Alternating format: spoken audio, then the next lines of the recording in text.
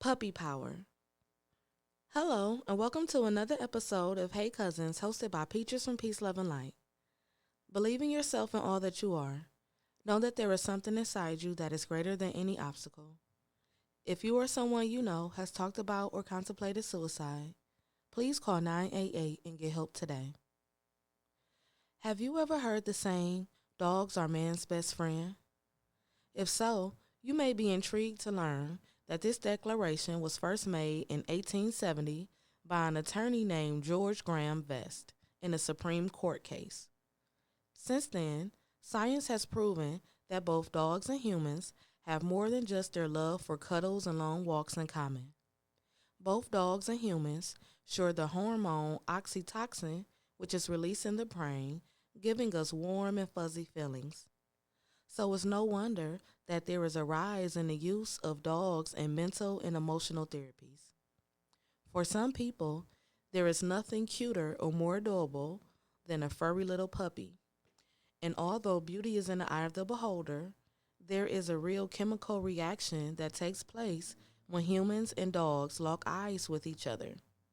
According to the Cleveland Clinic, oxytocin is a naturally occurring hormone that manages key aspects of male and female behavior.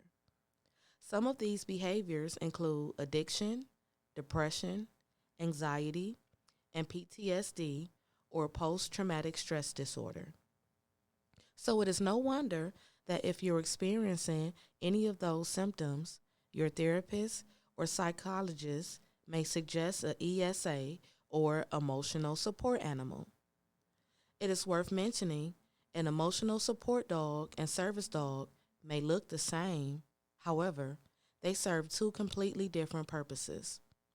A service animal helps people perform daily living tasks that they would not be able to perform alone or without additional support. ESAs, or emotional support animals, are prescribed by a licensed mental professional to a person diagnosed with a debilitating mental illness or disorder. This is normally done after the professional has assessed their client's symptoms and determined that an ESA might help to ease their client's symptoms, making it easier to focus in life. Another way the ESAs differ from service animals is companionship. The companionship received from an emotional support animal is not a skill that can be taught in a dog training school. Instead, it is built from the bond formed between the pet and owner.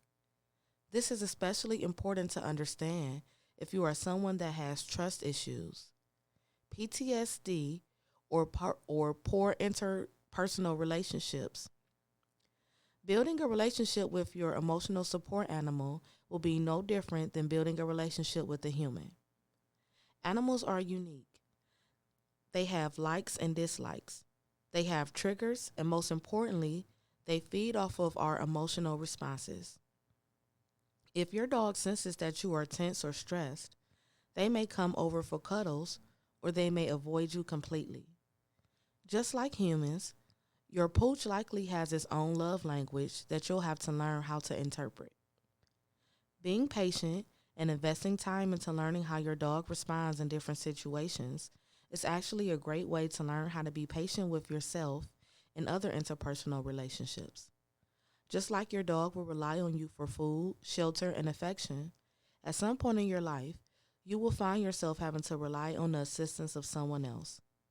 Unlike dogs, however, humans have the ability to verbalize and vocalize our wants and needs to the people around us. First, we have to be honest about what we like and dislike. Dogs are straightforward. If you try to feed them something they don't like, they simply will reject it. If you try to take them on a walk when they're tired, they will refuse to move.